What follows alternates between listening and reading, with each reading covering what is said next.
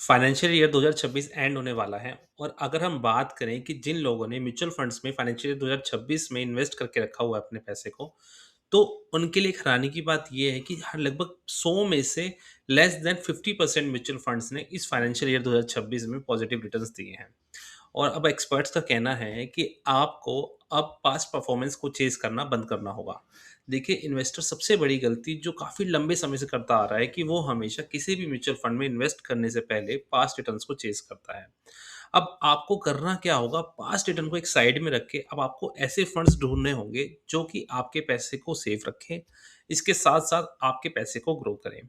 तो इस वीडियो को बनाने का हमारा मेन मकसद यही है कि हम ऐसे म्यूचुअल फंड्स के बारे में आपसे डिस्कस करें जो कि आपकी ग्रोथ जर्नी में आपको हेल्प करेगा और आपको पॉजिटिव रिटर्न्स भी आपको लेकर आएगा। तो चलिए फ्रेंड्स, बिना टाइम वेस्ट करे वीडियो, जैसा कि हमने डिस्कस किया कि sir less than half equity funds ने पॉजिटिव रिटर्न्स दिए हैं इन फाइनेंशियल ईयर 2026 में। और एक्सपर्ट्स का भी यही कहना है कि सर अब आप पास्ट रिटर्न को चेज़ करना बंद कर दें, क्योंकि अगर आप पास्ट रिटर्न्स को चेंज करेंगे तो हो सकता है कि 2026 भी आपके लिए बेकार चला जाए।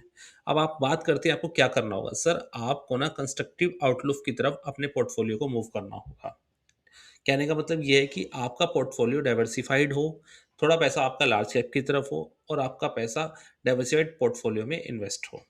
अच्छा फ्रेंड्स, अगर हम बात करें कि sir less than half funds ने तो चलिए आपको नेगेटिव रिटर्न्स दिए हैं, बट कुछ ऐसे फंड्स भी हैं जिन्होंने 100% से ज़्यादा रिटर्न्स दिए हैं, तो उसके बारे में हम बात करेंगे। बट हाँ, जैसा कि इकोनॉमिक टाइम्स की रिपोर्ट है, there were around 553 equity funds, जिनमें से 253 फंड्स ने पॉजिटिव रिटर्न दिए हैं। यानी 553 फंड्स में से ओनली 253 फंड ने पॉजिटिव रिटर्न्स दिए हैं। तो आप देखिए कि लगभग 300 फंड्स ने नेगेटिव रिटर्न्स दिए हैं। तो इसके अलावा अगर हम बात करें, इनमें से जो पॉजिटिव की अगर हम बात करें तो 64 तो थे इसमें सेक्टोरियल फंड और थीमेटिक फंड। इसके अलावा 52 थे इंटरनेशनल फंड्स। देखिए, इंटरनेशनल फंड्स वो होते हैं जो कि इंटरनेशनल मार्केट्स में अपने पैसे को इन्वेस्ट करते हैं। और इनमें से अगर हम सबसे फेमस फंड्स जिसके बारे में आजकल सबसे ज़्यादा चर्चा चल रही है वो है Nippon India Taiwan equity funds. देखिए, ये एक इंटरनेशनल फंड है जो कि हाईएस्ट रिटर्न ऑफर करता है, जिसने फाइनेंशियल ईयर जब स्टार्ट हुआ था 1 अप्रैल 2025 से और 31 मार्च 2026 के बीच में सर रिटर्न दिया है 158.46%।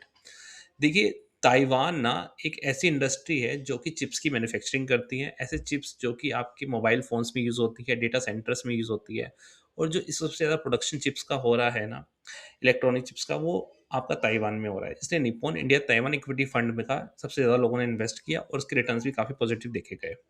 और अगर हम इसके बाद बात करें माइनिंग फंड की, तो DSP world mining overseas fund ने भी बहुत अच्छे रिटर्न्स दिए हैं, जिसका रिटर्न का रेशियो रहा है 83.26%। और अगर हम बात करें मेटल सेक्टर के फंड के बारे में, तो एक आईसीआईसीआई का Pru strategic and metal equity fund है और DSP global clean energy overseas fund है, जिसने 69.93% रिटर्न एंड 69.53% पॉजिटिव रिटर्न्स दिए हैं। समझने की बात यह है कि सर पैसा अगर आप सेक्टर स्पेसिफिक फंड्स में डाल रहे हो तो ही आपको इस वक्त रिटर्न्स मिल रहे हैं। देखिए, ये सेक्टर्स इसलिए भी मूव कर रहे हैं। देखिए, जैसे ही ये ईरान का वॉर हुआ ना, अल्टीमेटली हो क्या रहा है कि एनर्जी की डिमांड बढ़ रही है, ऑयल की डिमांड बढ़ रही है। तो जब जब एनर्जी और ऑयल की डिमांड बढ़ेगी ना, वह तभी तब इन फंड्स में आज पॉजिटिव मूवमेंट आपको देखने को मिलेगी। इसके अलावा एक एचएसबीसी का ब्राज़ील फंड है, वो भी इंटरनेशनल फंड है, जिसने 56.23% दिया है। देखिए, सारे ऐसे ही फंड्स हैं जो कि या तो माइनिंग्स में हैं, ऑफशोर एरियाज़ में हैं और या तो आर्टिफिशियल इंटेलिजेंसी की चिप्स के लिए यूज़ हो रहे हैं। जैसे अगर हम बात करें, एडलवीज़ का ग्रेटर चाइना इक्विटी फंड भी है, जिसने 45.48% का रिटर्न दिया है। मराई assets global x artificial intelligence and technology fund ने भी लगभग 44.55% का रिटर्न दिया है। देखिए, समझने की बात तो ये है कि एक तरफ तो आप इक्विटी मार्केट में स्ट्रेस लेकर अपने पैसे को डाले जा रहे हैं और वहाँ पर आपके नेगेटिव रिटर्न्स चल रहे हैं। और एक तरफ सेक्टर स्पेसिफिक फंड्स ऐसे हैं कि जहाँ पर पॉजिटिव रिटर्न्स भी आ रहे हैं और मोर देन 100% रिटर्न्स भी आ रहे हैं। तो सर, अब आप मेरे से पूछेंगे क्या हम अपना सारा पैसा मूव कर दें सेक्टर स्पेसिफिक फंड्स में? नहीं, आपको ये गलती नहीं करनी है। देखिए, जो सेक्टर स्पेसिफिक फंड्स होते हैं ना, इसके लिए आपको स्पेशल एक्सपर्टीज़ की नीड होती है। स्पेशल एक्सपर्टीज़ का मतलब ये है कि आपको प्रॉपर रिसर्च करनी होगी, उसके बाद ही अपने आप पैसा इन्वेस्ट कीजिए। कई बार लोग अपने पैसे को इन्वेस्ट करते हैं बिना नॉलेज के सेक्टर स्पेसिफिक फंड में, तो उसके बाद उनको नेगेटिव रिटर्न का सामना करना पड़ता है। तो अगर आप भी अपने पैसे को इन्वेस्ट करना चाहते हैं, तो आप क्या कीजिए, अभी जो सिचुएशन चल रही है, अपना ज़्यादा से ज़्यादा पैसा लार्ज कैप में रखिए, फ्लेक्सी कैप फंड्स में रखिए, मल्टी एसेट्स फंड में रखिए और 10-20% फंड आप कर सकते हैं, अपने पैसे को सेक्टर स्पेसिफिक फंड्स में मूव कर सकते हैं, जिससे कि आपका रिस्क भी मेंटेन रहे और आपके रिटर्न्स भी अच्छे बने रहे। तो फ्रेंड्स, वीडियो अच्छी लगी तो वीडियो को लाइक कीजिएगा। यहाँ पर हम बात करते हैं आप ही के फ़ायदे की, जब आपको म्यूचुअल फंड इन्वेस्टमेंट जर्नी में आपकी हेल्प करेगा और आपके गोल्स अचीव करने में आपको हेल्प करेगा। मेरा नाम है सीए चेतन।